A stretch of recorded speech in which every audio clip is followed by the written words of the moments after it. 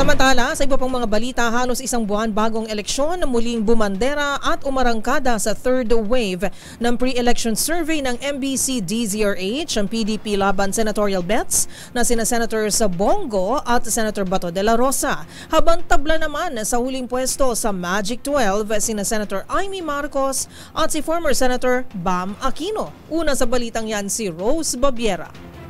Nangunguna ang mga senatorial bet ni dating Pangulong Rodrigo Duterte sa ikatlong wave ng pre-election survey ng Manila Broadcasting Company DZRH para sa senatorial midterm election 2025 na inilabas ngayong araw. Nananatili sa unang pwesto si re-electionist Senator Christopher Bongo na may 63.16% voters preference. Sinundan naman siya ng kaalyado na si Senator Ronald Bato de la Rosa na dati nasa 12 at 6 place sa una at ikalawang wave ng survey.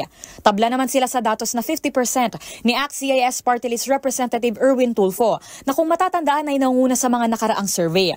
Napanatili rin ang mga dating senador na si Panfilo Ping Lacson na may 42.9% at dating Senate President Vicente Tito Soto III na may 41.77%, pati ang broadcaster na si Bienvenido Ben Tulfo na may 40.08% ang kanilang mga pwesto sa upper bracket ng survey na halos nagpapalit-palitan lang ng posisyon. Mapapansing patuloy rin ang pag-angat ng pwesto sa survey ni Congresswoman Camille Villar na ngayon nasa ikapitong pwesto na may datos na 39.7%.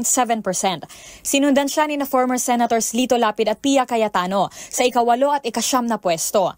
Mula sa 12th place, dalawang pwesto naman ang tinalo ni Senator Bong Revilla na ngayon nasa ikasampung pwesto na.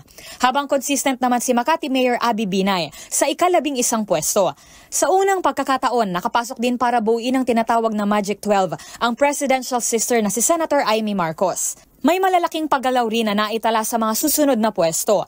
Laglag na sa top 12 si Senator Manny Pacquiao at labas man sa 12, pasok pa rin sa top 20 ang itunuturing na oposisyon na si former Senators Bam Aquino at Francis Kiko Pangilinan na nasa ikalabing-tatlo at 17 pwesto. Habang 6 na pwesto ang itinaas ni Sagip Party List Representative Dante Marcoleta, taliwas sa 4 na pwesto na ibinaba ng komedyante na si Willie Revillame.